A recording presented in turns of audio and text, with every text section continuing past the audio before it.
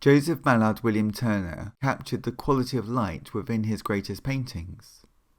This is a view of Venice, and to paint this watercolour we need a quick, simple sketch with a pencil of a view of Venice looking across the water. For this image I drew it on thick watercolour paper, which is best because it holds the water better and it's more reflective. Once we have indicated the basic shapes in pencil, and we don't need too many lines for this, then we can give the whole page a wash of water. This is just making the paper wet, just with pure water. Once the paper is wet, and before it dries, we can add a little bit of watercolour paint onto this wet paper, and it will bleed or spread out in an atmospheric way. At this stage it can't really be too wet because you can just dab it with some kitchen paper if it becomes a bit too wet.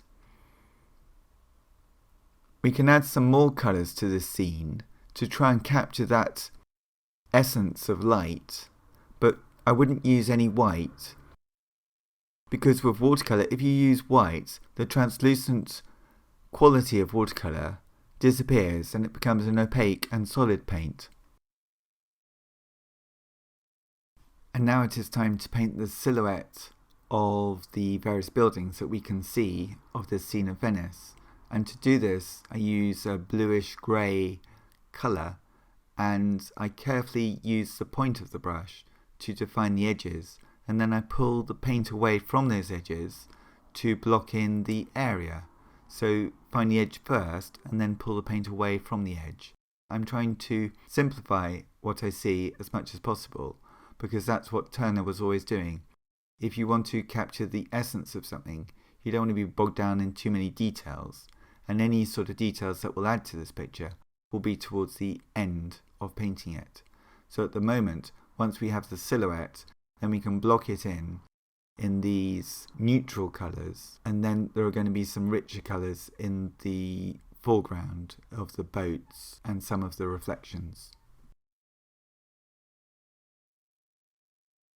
In this painting, Turner used warm colours and also cool colours, but the blues have got some red in them, or they're slightly leaning towards red. The blue's slightly leaning towards red rather than leaning towards something which is cooler. And that helps create an atmosphere when the colours are all of a similar type. Turner painted this image of Venice one early morning in 1819. The magical light of Venice, surrounded by and built on water, inspired Turner to paint in a looser way than he had previously. He wanted to capture the quality of light that he saw at the moment of painting. He must have worked fast, but with watercolours sometimes you have to stop and let the paint dry, and then you can paint on it again. This technique of painting wet on dry is a useful technique when you need to paint some details on something which is already atmospheric wash. It is by using this wet on dry technique that Turner added the details to this picture. Within this picture there are many areas that look like they have a lot of detail, but when you look at the Turner painting and you actually study it, you find that things that seem like they have a lot of detail don't, and it's quite hard to pin down anything to see it in a clear sense. The masts are clear and the silhouette is clear, but everything else is atmospheric, and even with the colours, they're all linking together and they're not really jumping out as being something very different.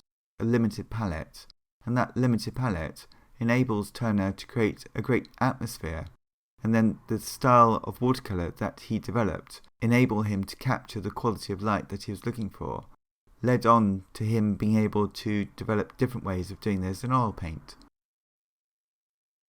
To paint the masts, you just need a steady hand, and maybe just practice on a scrap of paper first.